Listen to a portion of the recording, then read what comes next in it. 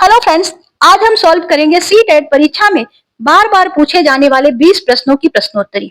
Friends, इस प्रश्नोत्तरी को हम साथ साथ हल करेंगे और अपना स्कोर हमें कमेंट बॉक्स में जरूर बताइएगा।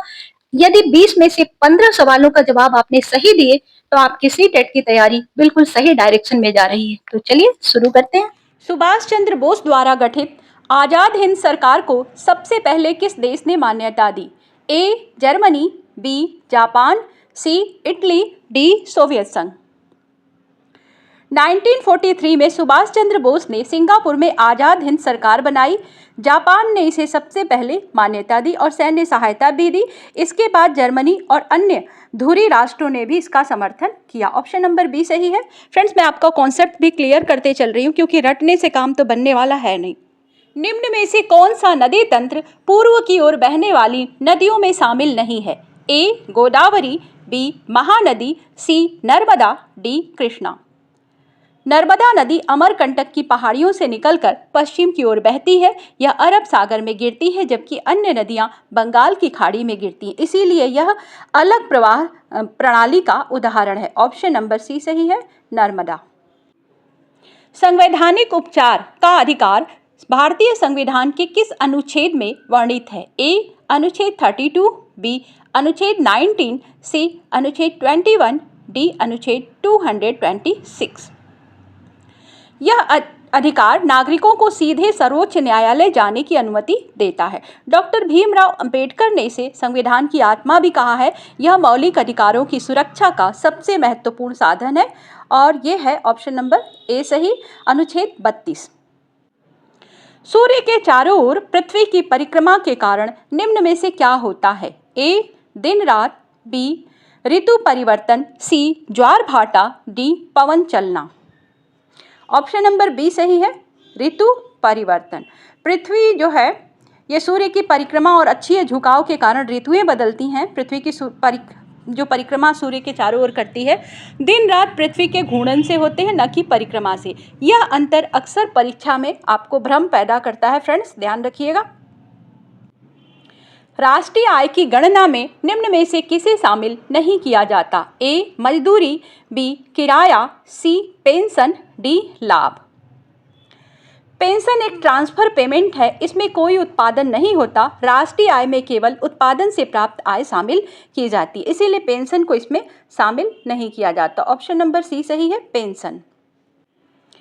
मॉन्टेग्यू चेम्सफोर्ड सुधार किस वर्ष लागू किए गए थे? ए 1909, बी 1909, सी 1935, डी 1947। 1919 के अधिनियम से प्रांतों में द्वैध शासन लागू हुआ।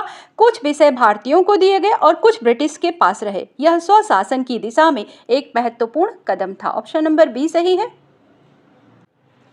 मानव विकास सूचकांक HDI किन महत्वपूर्ण आयामों पर आधारित है? ए आय, शिक्षा, स्वास्थ्य, बी कृषि, उद्योग, सेवा, सी जन्म दर, मृत्यु दर, प्रवास, डी साक्षरता, रोजगार, निर्यात। HDI संयुक्त राष्ट्र संघ UNDP द्वारा जारी किया जाता है। यह केवल आय नहीं बल्कि जीवन की गुणवत्ता को भी मापता है। इसमें जीवन प्रत्याशा, शिक्षा और आय भी शामिल होते हैं। ऑप्शन नंबर ए सही है, आय, शिक्षा और स्वास्थ्य। लू क्या है? ए ठंडी हवा, बी मानसूनी वर्षा, सी गर्म और शुष्क हवा, डी समुद्री हवा। लू उत्तर भारत में गर्मियों में चलने वाली तेज और शुष्क हवा है। यह स्वास्थ्य के लिए हानिकारक हो सकती है और हीट स्ट्रोक का कारण बन जाती है। मई और जून में इसका प्रभाव सबसे अधिक देखने को मिलता है। ऑप्शन नंबर सी सही है, गर्म और शुष्क हवा। द्विसदनीय विधायिका वाले राज्य का उदाहरण कौन सा है? ए राजस्थान, बी बिहार, सी हरियाणा, डी पंजाब। बिहार में विधानसभा लोअर हाउस और विधान परिषद अपर हाउस दोनों हैं। इसे द्विसदनीय व्यवस्था कहा जाता है। भारत के अधिकांश राज्यों में केवल एक सदन होता है। ऑप्शन नंबर बी सही है, बिहार। महाजनपद काल में कुल कितने महाजनपद थे? ए 12, बी 16, सी 18, डी 20। बौद्ध ग्रंथ अंगुत्तर निकाय में 16 महाजनपदों का उल्लेख देखने को मिलता है। इसमें मगध, कोसल, वत्स जैसे प्रमुख राज्य शामिल थे। यह काल प्राचीन भारत में राज्य निर्माण का महत्वपूर्ण चरण था। ऑप्शन नंबर बी सही है, 16। स्थायी बंदोबस्त के अंतर्गत जमींदारों की मुख्य जिम्मेदारी क्या थी? ए. किसानों को ऋण देना, बी. सरकार को निश्चित राजस्व देना, सी. फसल उत्पादन बढ़ाना, डी. सिंचाई व्यवस्था करना। 1793 में लॉर्ड कॉर्नवालिस ने स्थायी बंदोबस्त लागू किया। दोस्तों नाम याद रखिएगा।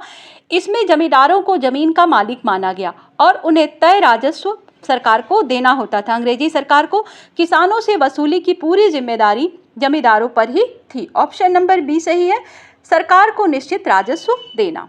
एल नीनो का भारत की मानसून पर क्या प्रभाव पड़ता है? ए. वर्षा बढ़ाता है, बी. वर्षा घटाता है, सी. कोई प्रभाव नहीं, डी. केवल दक्षिण भारत में वर्षा बढ़ाता है। अल नीनो, इसको एल नीनो लिखा हुआ है। अल नीनो होता है प्रशांत महासागर के तापमान में वृद्धि से जुड़ी हुई घटना है। यह भारत के मानसून को कमजोर कर देता है और अक्सर इसके कारण सूखा पड़ने की स्थिति बनती है। ऑप्शन नंबर बी सही है, वर्षा घटाता है। मौलिक कर्तव्य भारतीय संविधान में किस संशोधन द्वारा जोड़े गए? ए. 42वां संशोधन, बी. 44वां संशोधन, सी. 86वां संशोधन और डी. 73वां संशोधन। 1976 में 42वां संशोधन हुआ संविधान में और इसमें मौलिक कर्तव्यों को जोड़ा गया। नागरिकों के नैतिक दायित्वों को ये दर्शाते हैं। इनकी प्रेरणा सोवियत संघ के संविधान से ली गई है। फ्रेंड्स आपसे पूछता है कि हमारे जो मौलिक कर्तव्य हैं किस देश के संविधान से लिए गए हैं, तो सोवियत संघ। ऑप्शन नंबर ए सही है, 42वां संविधान संशोधन। औद्योगिक क्रांति का सबसे पहला प्रभाव किस क्षेत्र में देखने को मिला? ए. कृषि, बी. परिवहन, सी. वस्त्र उद्योग, डी. खनन। औद्योगिक क्रांति की शुरुआत इंग्लैंड में हुई। सबसे पहले मशीनों का उपयोग वस्त्र या टेक्सटाइल इंडस्ट्री में हुआ। स्पिनिंग जेनी और पावर लूम इसके प्रमुख उदाहरण है। ऑप्शन नंबर सी सही है, वस्त्र उद्योग। फ्रेंड्स वीडियो को अंत तक देखिएगा। लास्ट में कुछ महत्वपूर्ण क्वेश्चंस हैं जो आप छूट जाएगा आपसे, तो ऐसा मत कीजिएगा। भौतिक पूंजी में क्या शामिल होता है? ए. शिक्षा और स्वास्थ्य, बी. मशीन और उपकरण, सी. श्रमिकों की संख्या, डी. प्राकृतिक संसाधन। भौतिक पूंजी में वे सभी साधन आते हैं फ्रेंड्स जो उत्पादन में मदद करते हैं, जैसे मशीन, औजार, भवन आदि। यह मानव पूंजी से अलग होती है। ऑप्शन नंबर बी सही है, मशीन और उपकरण। मरुस्थलीकरण का मुख्य कारण क्या है? ए. अधिक वर्षा, बी. वनों की कटाई, सी. हिमनद पिघलना, डी. भूकंप।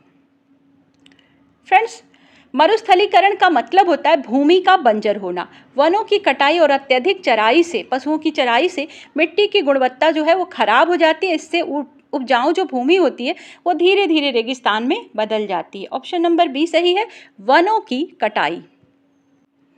फ्रांसीसी क्रांति के दौरान टेनिस कोर्ट शपथ का क्या महत्व था? ए. राजा का समर्थन करना, बी. संविधान बनाने का संकल्प, सी. युद्ध की घोषणा, डी. कर बढ़ाने का निर्णय।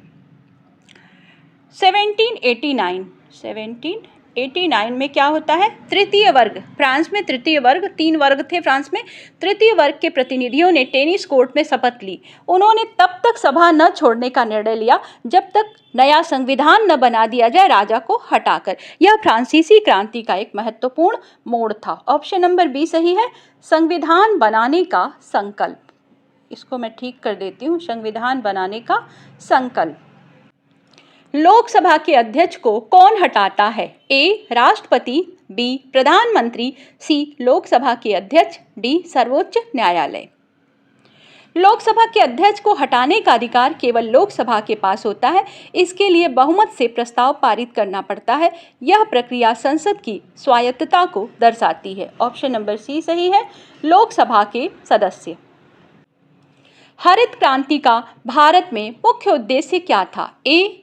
उद्योग बढ़ाना, बी. खाद्यान्न बढ़ाना, सी. निर्यात बढ़ाना, डी. रोजगार घटाना। हरित क्रांति 1960 के दशक में हुई। इसका लक्ष्य था गेहूं और चावल का उत्पादन बढ़ाना। उन्नत बीज, सिंचाई और उर्वरकों का उपयोग बढ़ाया गया। ऑप्शन नंबर बी सही है, खाद्यान्न उत्पादन बढ़ाना। फ्रेंड्स, अब लास्ट क्वेश्चन है, मानचित्र में स्केल का क्या अर्थ होता है? ए, दिशा दिखाना, बी, दूरी का अनुपात, सी, स्थलाकृतिक जानकारी, डी, ऊंचाई दर्शाना। स्केल मानचित्र पर दूरी और वास्तविक दूरी के बीच संबंध को बताता है। जैसे 1 सेंटीमीटर बराबर उसमें होता है 1 किलोमीटर। यह मानचित्र को समझने का सबसे महत्वपूर्ण तत्व होता है। ऑप्शन नंबर बी सही है, दूरी का अनुपात। दोस्तों, ये 20 क्वेश्चंस का एक प्रैक्टिस सेट कंप्लीट होता है। अगर हमारी ये वीडियो आपको पसंद आई हो तो हमें एक लाइक ज़रूर दें, और हाँ, इसी तरह के प्रैक्टिस सेट को और भी आप करना चाहते हैं तो चैनल को सब्सक्राइब कर लें। हम आपसे मिलेंगे अगले प्रैक्टिस सेट के साथ। तब तक के लिए गुड